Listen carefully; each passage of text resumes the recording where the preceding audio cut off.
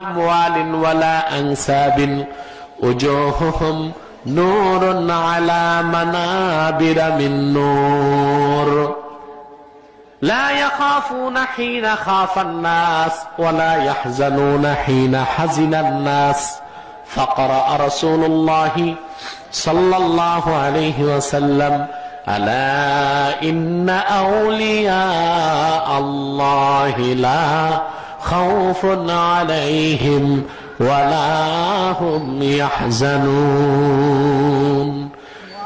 নবীজি মুহাম্মদ সাল্লাল্লাহু আলাইহি ওয়াসাল্লাম ইরশাদ করেছেন তারা হচ্ছে সেই দল লোক যারা পরস্পরকে ভালোবাসে আল্লাহর জন্য।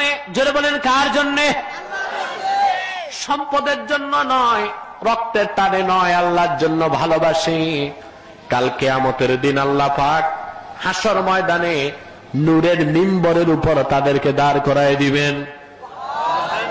মিম্বর থেকেও নূর বের হবে, তাদের চেহারা থেকেও নূর বের হবে। বলেন সুবহানাল্লাহ।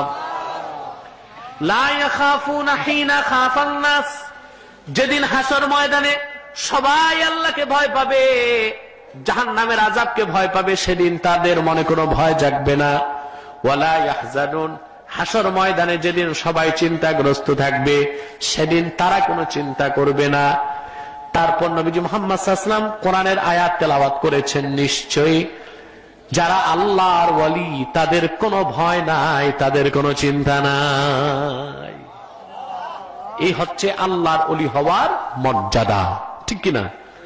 এবার শুনবো আল্লাহর ওলির কি ক্ষমতা। সুবহানাল্লাহ বলবেন না? আমরা কি শুধু মর্যাদা চাই না মর্যাদার সাথে ক্ষমতাও চাই? জোরে বলেন। শুধু মর্যাদা চাই না মর্যাদার সাথে ক্ষমতাও চাই? জোরে বলেন। ক্ষমতাটা কি রকম আল্লাহর ওলির? এটা বুখারী শরীফ 2য় খণ্ড থেকে পাওয়া যায়।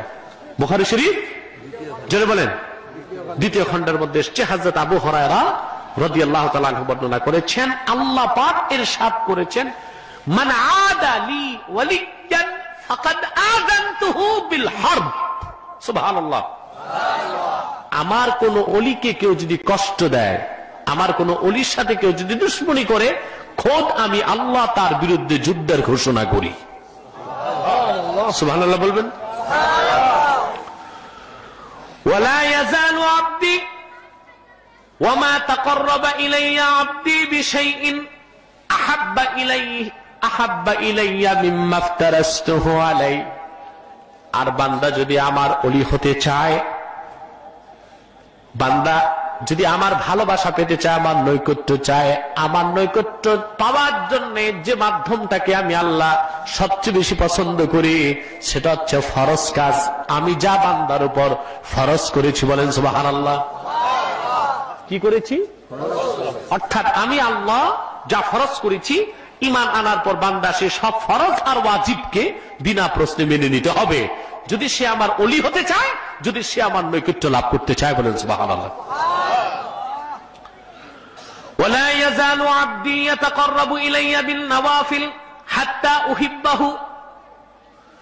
ফরজ ওয়াজিব